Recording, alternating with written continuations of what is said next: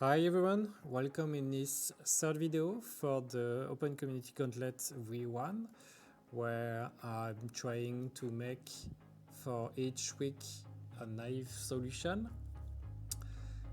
This week we have the AndOrXorNot Multigate, and I will go into it in a bit, but before that I want to talk a little bit of a new improvements I added to the gauntlets and the whole game. So we have this website that lists and that is more interactive with all the gauntlets, scores and evolution of players and ticks and whatnot. And previous week I was trying to be below this subprocess reference naive, because when you are below that submission, you don't count toward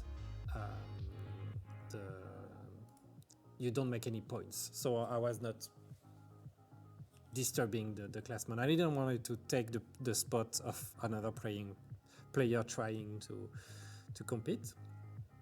But now we have this discarded agent list that lists only players that are discarded, and so we have myself in there, and so I can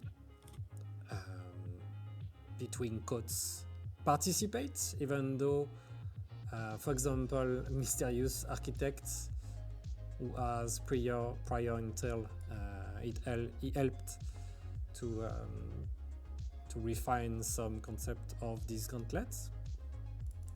He found a solution with 537 blocks, and the best one is 551, but you'll still see that the effective range is still 551 and not this one. So we are basically not accounted for, but we still showing up there. And for me and other players that are discarded because they have access, or they are owner, or they are running the gauntlet, I can still, have a little fun. So this week I can do something that is better than the subprocess. So I'm quite excited to just show that. I want to bring some attention to this section. Sometimes you can have some of the video from this gauntlet showing up there, so if you are curious you can see that. And because this is an incremental gauntlet, we have our reveals from the previous week, and usually when we are incremental, we reveal the previous week, so it means that we are using them in upcoming weeks, and you will see this week is no different. So I want to make sure I deleted the OCGV1-W3 mitigate. So you can delete your save like that. Save effectively 0 is the first slot, second slot, third slot, etc. So let's remove that one, so I'm sure I'm not spoiling anything. So as usual, we have our description and we have our schematic. I will let you read the description, but I will keep the schematic on. As you can see, it's the first week for these gauntlets that we are actually using the previous week. The week 1 and 2 where these are not AndOrXorGate. They are kind of symmetrical in some aspects, so the reveal was still pertinent, but this week we are actually using those two pieces. So what I want to do is using those reveals. So how we do that? So you can go to the leaderboard, and as a reminder, if you click a link that open a link in the Steam browser, it will open this, and you cannot click anything. It's really limited. but you can hold Ctrl key and it will open with your default browser. So it's kind of neat. And I have my reveal. And what you can do to import this, so this is the first week, the AndOrXorNot Multigate. You just right click on the HC drive image and you copy image link and you just go there. Let's put that back on the side. You go in blueprint mode and you try to read a level from the clipboard. And now we have a beautiful AndOrXorNot gate. And you can do the same for this second one. And I will just paste that there. Import. So when you do that, it won't keep the blueprint in your list. So it's just a one-time deal. You can also, you want to send something to somebody to help you troubleshoot. You can export that thing and go anywhere where you can paste a file, and you will have basically a file that you can import with this opposite button. So right now it's in my clipboard. So if I do that, you'll see I have my what I just copied. You can do that with a section of it. It's really really practical. Okay, so we have our two gates. And if you remember, last week I used a mux, which is a selector, French keyboard, which is quite big. It's supposed to be really small, but I didn't want it to blast my score past sub-process, so I didn't. But this week we are discarded, so we can use better pieces. And I just spend a little bit of time to work on a new. So this is the old one. You have our A and B signal. So let's say A is 1 and B is 0. If select is 0, we are selecting A. And if we are selecting 1, we are showing B. So you can see I can change the output over there with B selected. And if I change stuff with A, it doesn't do anything. And the same thing in reverse. So it's just that multiplexer is just selecting inputs. And what I did this week is a new part. It's not the best by any means, but you can see that on the left side of the screen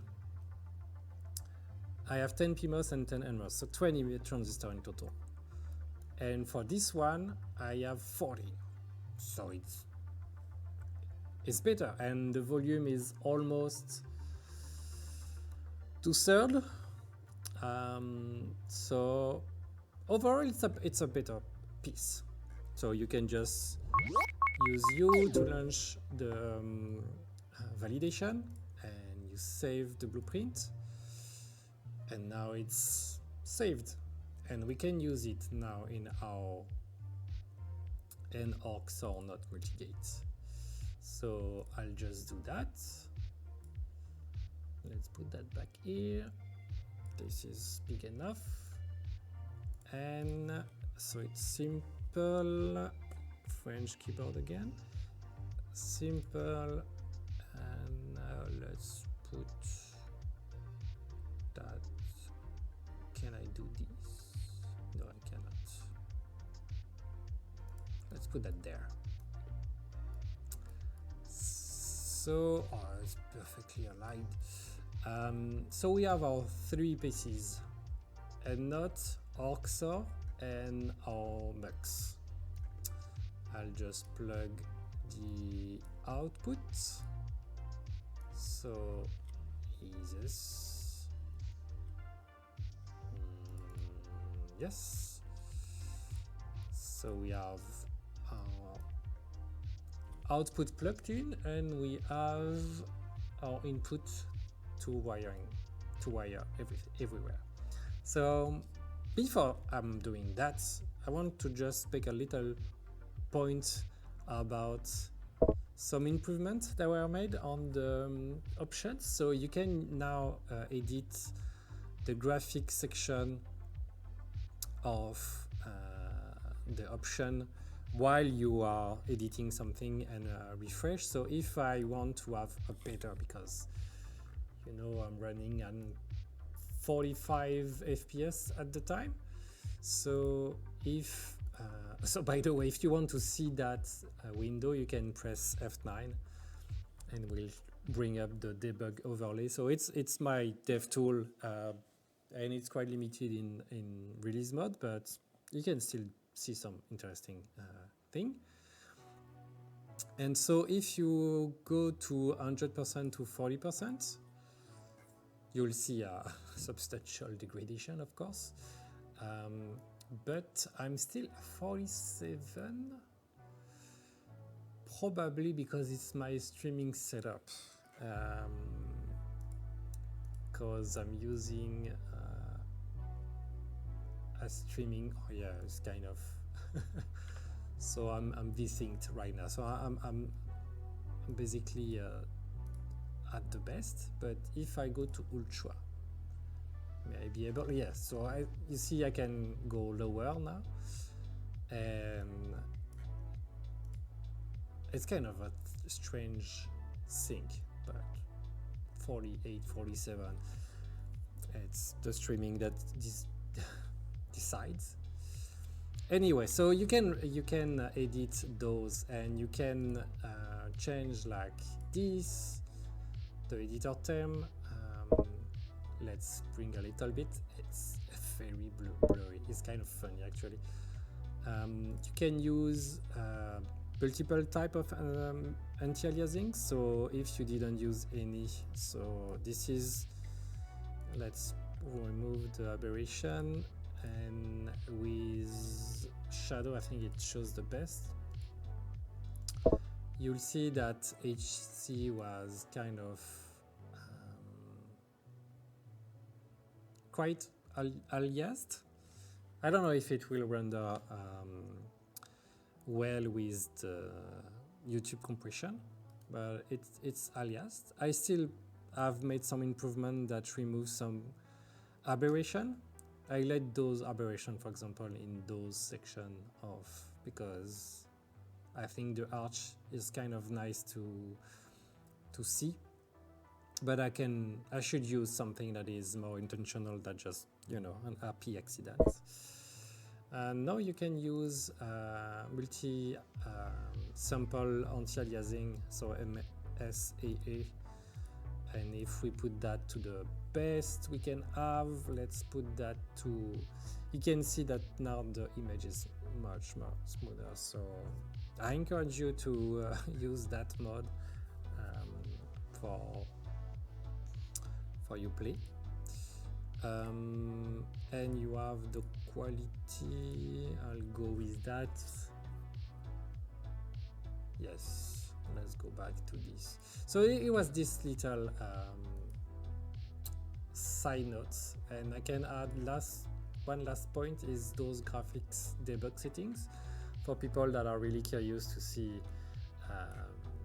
the costs of SDF. So the editor level, it's a rendering called rematching. So we are launching rays and trying to see if we hit object with that, and we shade every pixel that way. But those sign distance functions, so SDF, have a cost. So if you click that SDF cost, you can see the actual cost of the rematching. It's kind of interesting because this is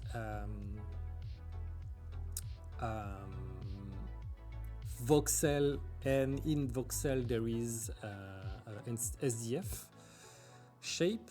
So you see the cost of traversing a voxel and then having a recast in each of those voxels if those voxels holds a trace. And so, for example, in this one, you can see that we are, let's zoom on that. We are like,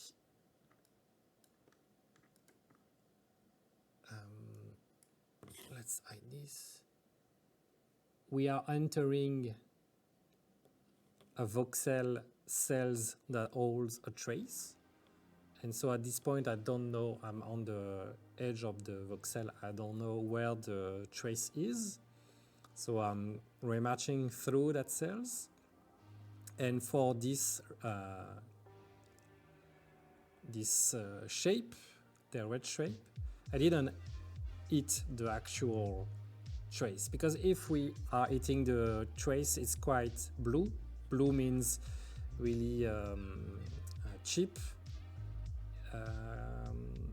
SDF path, but if we are on the side, we are paying a lot because we're traversing this cell and we are not hitting anything. And then right behind that voxel, there is another voxel cells that is holding a trace, so we are redoing the same and etc. So it's kind of expensive, and you can see if we are at angles, we are really paying quite some price.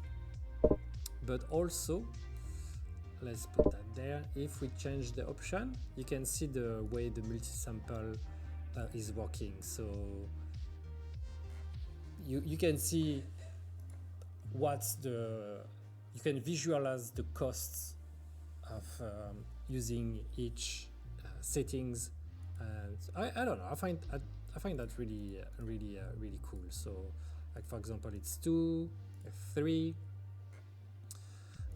You can lower the precision, you can go 2, you can none, and you can see it's really cheap then.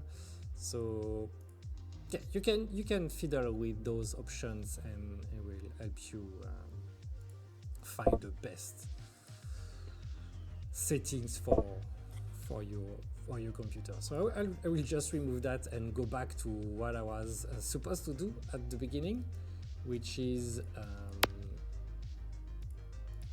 doing the naive implementation. So I want to put first my select line. So if I bring back this, D is my select line for the mux, and I need to bring that on the back. So I will just do that right now, so I don't forget. So my select line is set. I will let that here so we can keep track. We have our A and B input for our mux over there, and X is the output of our ORXOR here, and X is the output of this one as well. So we have our thing. I will just remove that so we can keep X and X, which correspond to what we see on the schematic. And now I need just to plug those around. So let's just do that.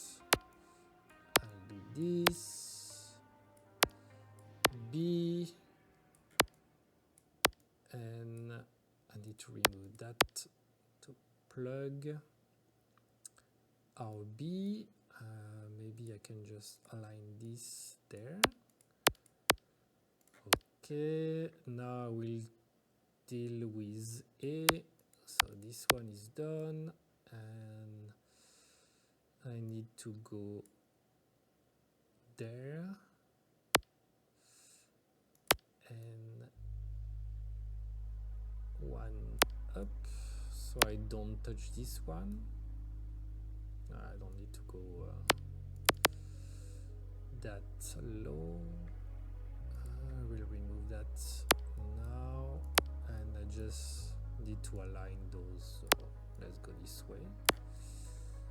And now our C, can I go under it?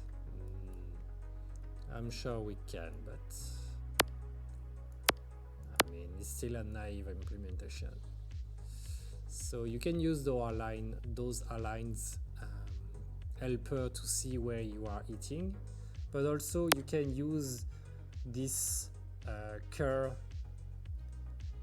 pointer that point the current. So I know 2 I cannot go there, I know 3 is next to the next one that is over there. So if I go to 4, I will be nice and not touching anything. And let's plug that C and down. So just to verify, we can use the colored segment function. So B should be orange-ish, pale orange. So I go there and I go there. Our A must be pink, pink pale, and this is a slightly different shade of pink. So I guess we are okay. Let's plug our power lines. So power lines will always be blue. Oh, I could have done that instead. Let's do that. And then this. And then we go down. Yep.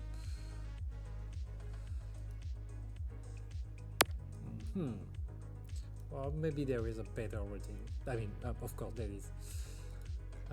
And with that, I think we have something that resembles a try. So yes. So if you have something that is like slightly bigger than, like for example here, you can see it's not validating because I didn't put a trace. You can just validate and it will auto shrink, or if you want you can do edit size, switch to shrink, and then shrink to the smallest, and with that we have shrink. Basically what's the validation, the auto validation settings, that is auto shrink and validate. What it will do is just temporarily go to die operation, shrink mode, and shrink to fit the minimum size of the die. So we heard the little beep, which means that the test case is validated. So I think I can go with this. Let's just validate.